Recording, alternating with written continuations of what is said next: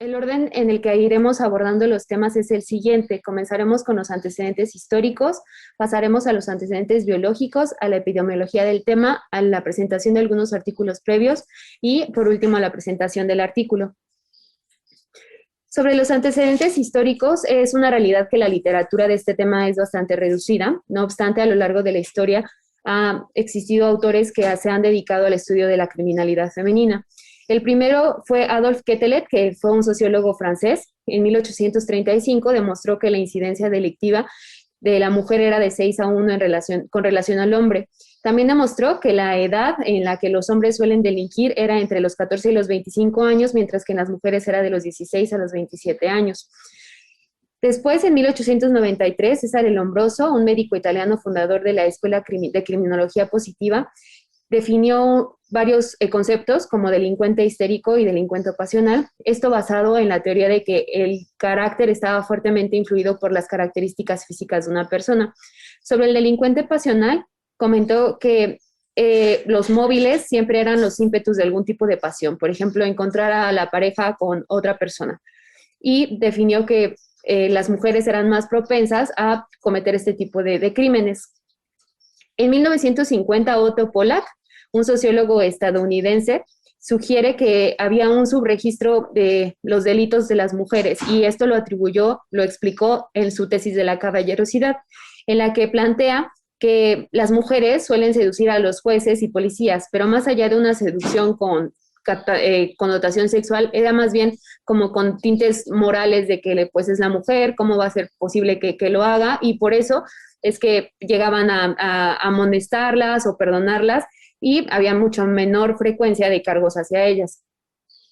Como consecuencia de todo este enfoque distorsionado que se ha dado, en 1998, Lima Malvido, una experta mexicana en Derecho Penal y Criminología, se dedicó a establecer algunas teorías históricas de diferente índole.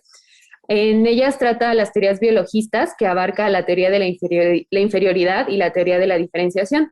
Sobre la teoría de la inferioridad comenta que pues la mujer, de los antecedentes históricos, que la mujer se consideraba un ser inferior y que si no tenía las habilidades o capacidades para cometer un delito, no lo iba a realizar. También explicó que estaba la teoría de la diferenciación, que dice que no es que sean inferiores, más bien son diferentes, y a través de esta teoría se trata de explicar que los crímenes están asociados a cambios hormonales. En la actualidad, estas teorías son obsoletas. Dentro de las teorías psicologistas está la teoría de la inclinación al bien, que afirmaba que la mujer estaba naturalmente más inclinada al bien, que era más buena, que sus acciones siempre eran piadosas y que por eso eso les impedía, como naturalmente, biológicamente, cometer algún tipo de delito. También abarca la teoría del complemento, que dice que la mujer busca como complemento un hombre y entonces es más mujer que criminal o delincuente y la relega solamente como a papel de cómplice de alguien más, de un hombre.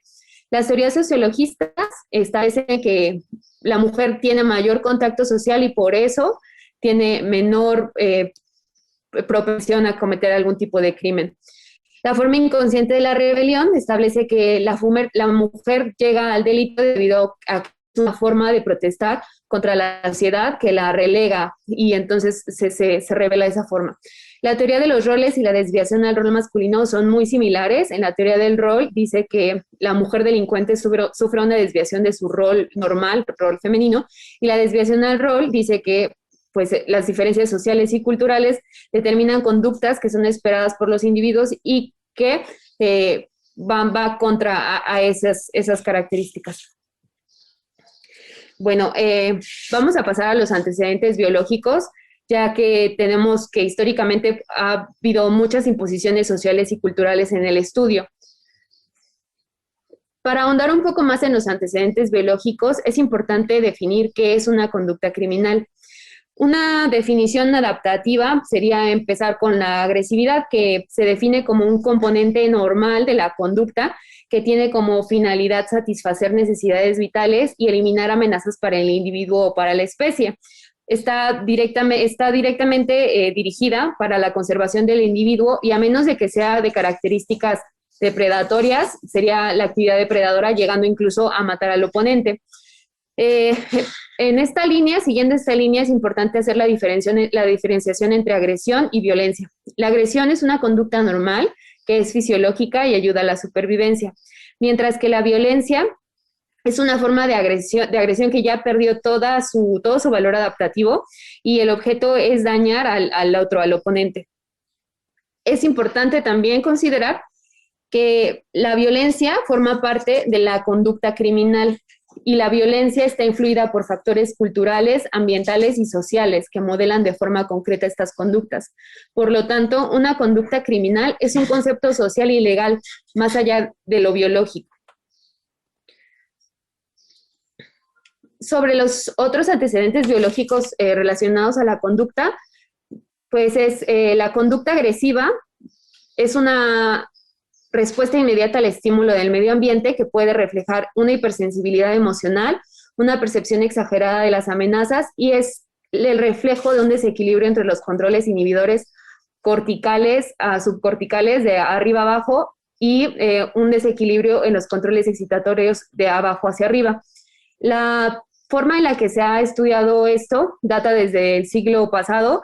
Fueron estudios con gatos en los que se resecó el área hipotalámica posterior de los gatos. Cuando extrajeron la parte posterior, se dieron cuenta que en los gatos desaparecía el comportamiento agresivo de la rabia y se quedaba solamente como con una intención de atacar, pero no llegar a atacar. Y estaba más bien dirigida a un estímulo que no lo había desencadenado. Por el contrario, cuando era estimulada el área hipotalámica posterior en los gatos, el gato tomaba la postura de ataque con respuestas emocionales típicas del sistema nervioso simpático y era muy diferente al ataque afectivo. Entonces, en el ser humano, ¿cómo es que se desarrolla esto? Son muy similares las dos vías, el origen es un origen común y a partir también de eso que se forma la premisa, el paradigma clásico de que la corteza común de ambas. Entonces, cuando hay una falla en la inhibición de la amígdala desde la corteza orbitofrontal, va a haber una alta impulsividad. Un individuo con alta impulsividad va a tener mayor actividad de la zona amigdalar, mientras que una persona que sea capaz de controlar la mayoría de sus impulsos va a tener mayor actividad de corteza orbitofrontal y menor actividad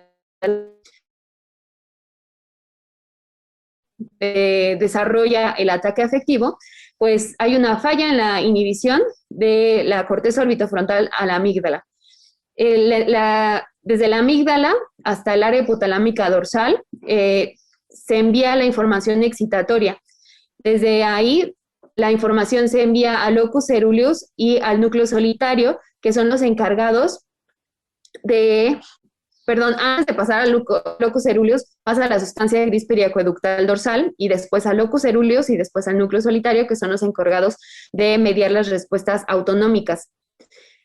Y posteriormente pasa a los núcleos del nervio facial, del trigémino y a la médula espinal cervical.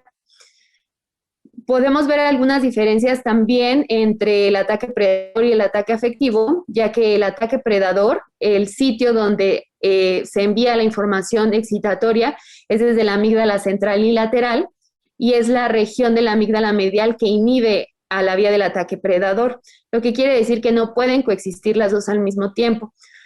Entonces, en la amígdala envía la información excitatoria hacia la área hipotalámica lateral y de ahí se envía la sustancia gris periacueductal ventrolateral. Otra diferencia entre el ataque afectivo y el predador es esta región.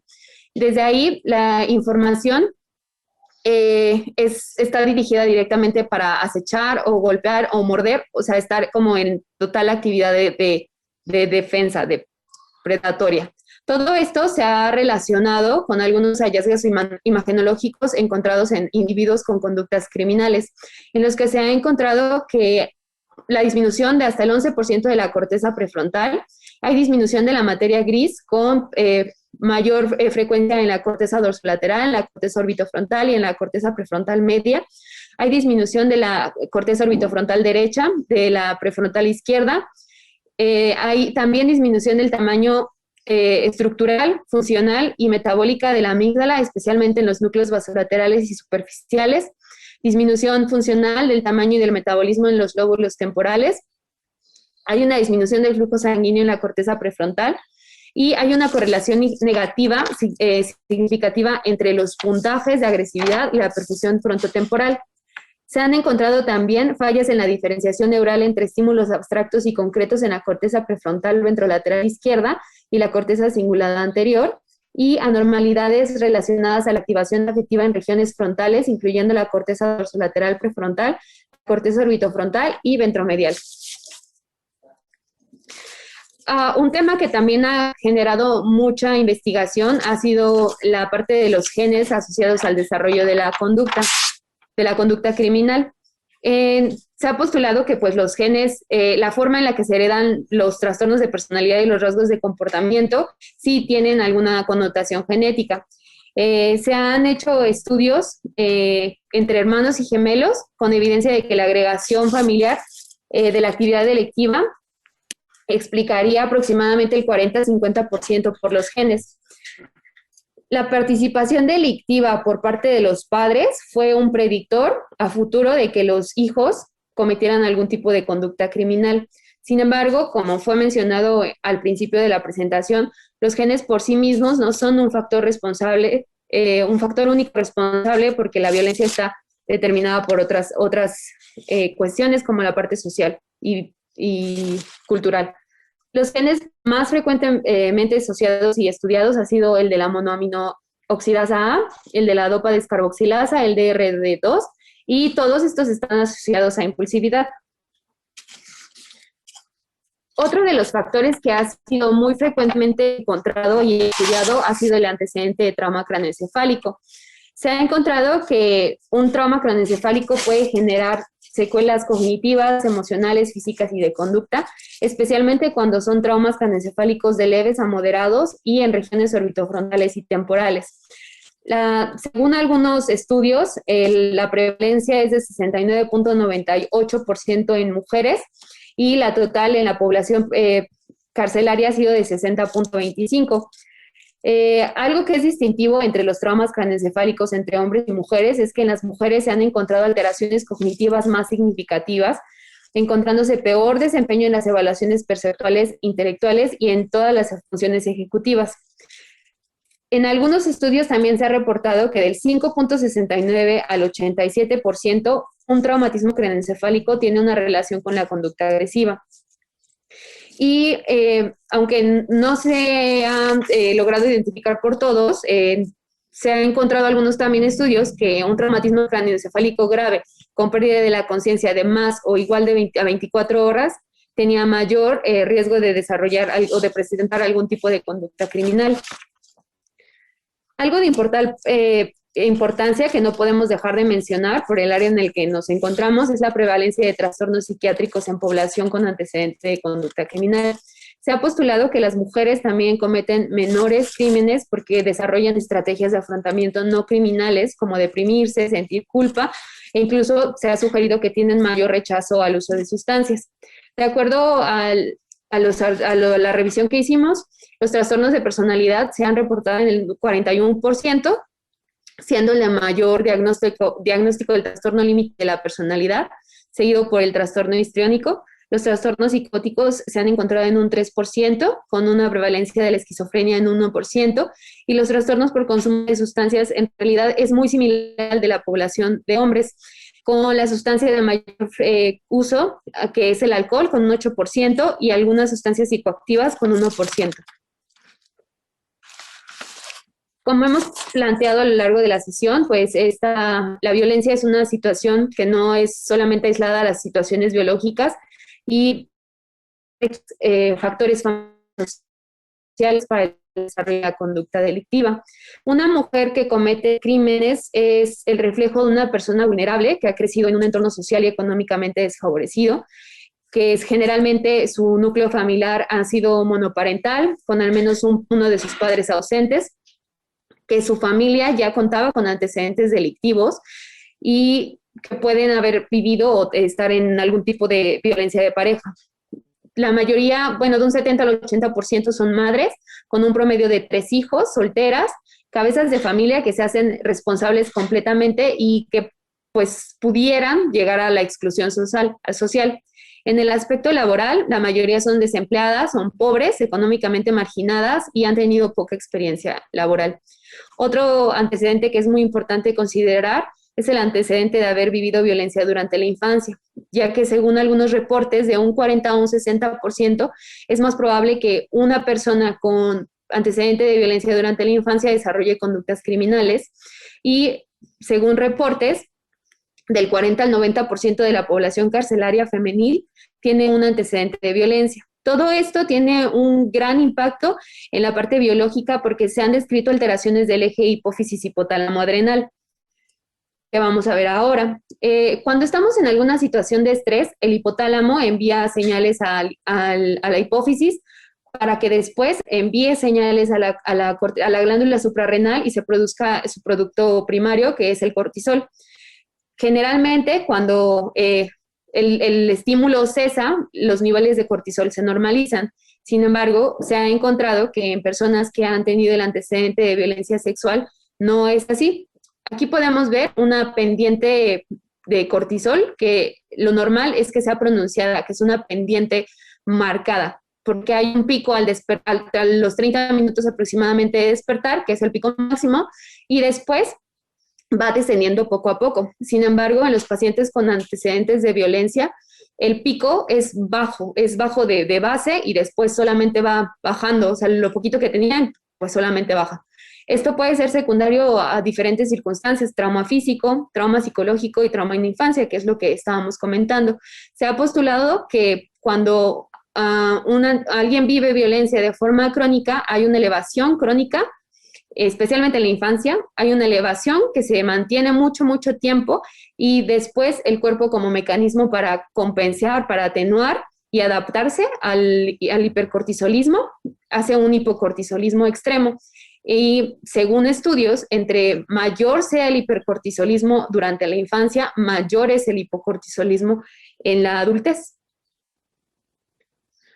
Okay. Pasamos a la epidemiología. Sobre la epidemiología, de acuerdo al Estudio Global de Homicidio del 2019, aproximadamente el 90% de los crímenes eran cometidos por hombres, mientras que el 10% era cometido por mujeres. La proporción de mujeres que cometen crímenes varía de acuerdo a las regiones en el mundo. Aproximadamente en Europa se tiene la mayor incidencia con un 9% aproximadamente, seguido por América con un 6%, después seguido por África con un 4% y por último Asia. Vamos a pasar a la presentación del artículo. El artículo que elegimos para presentar el día de hoy deriva de otros 3 artículos que fueron publicados en el 2004, 2017, 2004, 2008, 2017. Y este es un análisis de esos datos. Sin embargo, artículos que sean relacionados al tema que estamos hablando no hay, especialmente por la baja importancia que se le ha dado a la mujer como homicida. La justificación fue encontrar la prevalencia de la disfunción neurológica, las anormalidades neuroendocrinas de la producción del cortisol basal por el eje hipófisis hipotálamo adrenal, el antecedente de abuso sexual y físico y su relación con los delitos violentos de mujeres reclusas que cumplían con condenas es desconocido. Los objetivos fueron conocer la relación entre los niveles de cortisol salival basal en reposo, los antecedentes de haber sido víctima de abuso físico y sexual, antecedentes neurológicos y las anormalidades físicas durante la exploración física y los crímenes violentos, y estudiar los factores de riesgo neurobiológicos del homicidio perpetrado por mujeres. El diseño del estudio fue descriptivo, transversal, observacional y retrospectivo. Sobre la forma en la que se eligió la población, pues los criterios de inclusión fueron mujeres de la prisión para mujeres de la región del Medio Atlántico de Estados Unidos, todas tuvieron previo consentimiento informado. La distribución de las variables demográficas fue consistente en la población general de la población. Los criterios de exclusión fueron que las convictas estuvieran sentenciadas o encarceladas en los últimos 2 años, uso de corticosteroides en el último mes, embarazo, lesiones orales, sangrado de encías, signos obvios de deshidratación, afección con potencial repercusión neuroendocrina, y el grupo control se eligió también al azar, fueron personales penitenciarios porque se consideraba que los ciclos diurnos eran más similares a los de los sujetos, a las mujeres de la prisión, y que no tenía ningún tipo de antecedente criminal que fue corroborado a través de su expediente. El número de reclusas entrevistadas fueron 119, 10 fueron excluidas por liberación, medicación, porque había sangrado de heridas o porque hubo contaminación de la muestra. 9 de estas cometieron homicidio, 51 cometieron algún otro delito no violento sin homicidio y 49 cometieron delitos no violentos. El grupo comparativo de mujeres no criminales fue de 12. Los instrumentos de evaluación, la primera autora hizo exploración en privado de cada una de ellas. Ella era ciega a los delitos que habían cometido cada una de las mujeres. Todos los instrumentos fueron leídos y discutidos entre la primera autora y la mujer a la que estaban entrevistando, para evitar que hubiera medidas inexactas por analfabetismo y diferencias culturales. En esta misma entrevista se interrogó sobre el último consumo de alcohol. Fueron evaluados por el número y tipo de condenas pasadas y fueron clasificadas, fue clasificado el delito como violento o no violento. Fue una variable dependiente, el comportamiento violento, y fue definido por el tipo de condena por el delito actual en el momento en el que estaba siendo encarcelada. Fue una medida dicotómica, violenta o no violenta. El delito violento se definió como delitos contra personas, asesinato, homicidio no negligente, robo, asalto, asalto sexual y secuestro. Y el delito no violento fue definido como robo, allanamiento de morada, falsificación, conspiración, delitos relacionados con drogas y conducción, negligencia y complicidad. Se midieron los niveles de cortisol con la prueba de cortisol en saliva, que mide los índices de cortisol libre en plasma. Se tomaron las muestras 30 minutos al despertar, entre las 4:45 y las 6 de la mañana, y hubo una segunda toma, la toma vespertina de las 3 a 5. Todas las tomas fueron tomadas previo a fumar o ingerir cualquier tipo de alimento y consistió en masticar hisopos durante 60 segundos. Después fueron transportadas y almacenadas hasta que pudieran procesar todas las muestras. El estudio fue, el análisis fue con análisis con inmunoensayo enzimático, fue realizado por investigadores de Saline-Metrics State College de Pensilvania. La prueba requiere solamente de 25 microlitros y el rango de sensibilidad aumentaba de 0.07 miligramos sobre decilitro a 1.2 miligramos sobre decilitro. Más bien se mantenía con esta cantidad. La precisión del método fue del 105 al 95%, la coeficiente de variación de 4.78 a 9.23, la coeficiente de variación en las muestras fue de 8.17. El antecedente de abuso fue medido con la escala de Moesenmeyer, que está diseñada para mujeres que tienen algún trastorno psiquiátrico y que está definida para menores de 18 años, pero en este estudio se hizo una modificación y se interrogó la última ocasión. En caso de que existiera algún tipo de lesión secundaria al abuso, se corroboró también. La sensibilidad de esta escala es del 75% para el abuso físico y para el abuso sexual es del 93%. Esta es una escala, una entrevista semiestructurada que consta de 3 partes. El examen neurológico abarcó la memoria de 3 palabras. Memoria se evaluó con 3 palabras: nervios craneales, fuerza de extremidades, coordinación, marcha detallada en disfunción, lesiones traumáticas, y se verificó a través de los registros médicos si en caso de que estuvieran las lesiones traumáticas se reportaran positivas. El análisis estadístico. Los datos que se incluyeron fue el puntaje de la escala de abuso durante la infancia, el número de años desde el último abuso, el número de visitas al hospital por lesiones relacionadas al abuso, el número y tipo de antecedentes neurológicos, las anormalidades durante el examen neurológico, el último consumo de alcohol y los niveles de cortisol. El cortisol diurno se obtuvo a través de la diferencia entre el cortisol matutino y el de la tarde. Las variables estadísticas descriptivas fueron calculadas por comparación. Las variables identificadas como potencialmente correlacionadas en la base de un análisis bivariado, regresión logística univariada o test de Student, fueron incluidas en un modelo de regresión logística multivariable. Los términos de interacción fueron incluidos en este modelo cuando fue apropiado. Las variables conocidas que estaban relacionadas a los niveles de cortisol fueron incluidas en el modelo de regresión logística. Y estos son los resultados. Aquí podemos ver en esta gráfica que corresponde al antecedente de abuso, digo, al antecedente de trauma craneoencefálico, ya fuera que tuvieran el antecedente reportado, que tuvieran accesos a los servicios de salud o que tuvieron trauma craneoencefálico con pérdida de conciencia. Dentro de esto podemos ver que el grupo que mayor frecuencia tenían todos estos tres antecedentes neurológicos fue el grupo que cometió homicidio. En esta gráfica se ve el antecedente de abuso físico y sexual y el antecedente de abuso físico y sexual total, que también es mayor en las mujeres que cometieron homicidio. Cabe resaltar que entre el grupo de no criminal, el grupo de homicidio, de crimen violento no homicidio y el grupo de homicidio, es muy similar los niveles de abuso físico durante la infancia, pero pues sí, es muy diferente el del abuso sexual.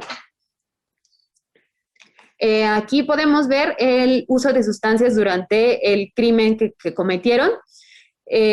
Destaca que la sustancia de mayor consumo en las mujeres que cometieron homicidios fue el alcohol y no otro tipo de sustancias, mientras que las sustancias psicoactivas u otras estaban más frecuentes en el grupo de crímenes no violentos.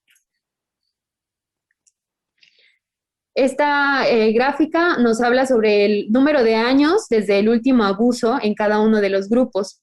El grupo de mujeres que habían cometido homicidio bajo la influencia del alcohol tenía menores años desde el último abuso, mientras que el grupo de mujeres no criminales tenían el mayor número de años desde el último antecedente de abuso.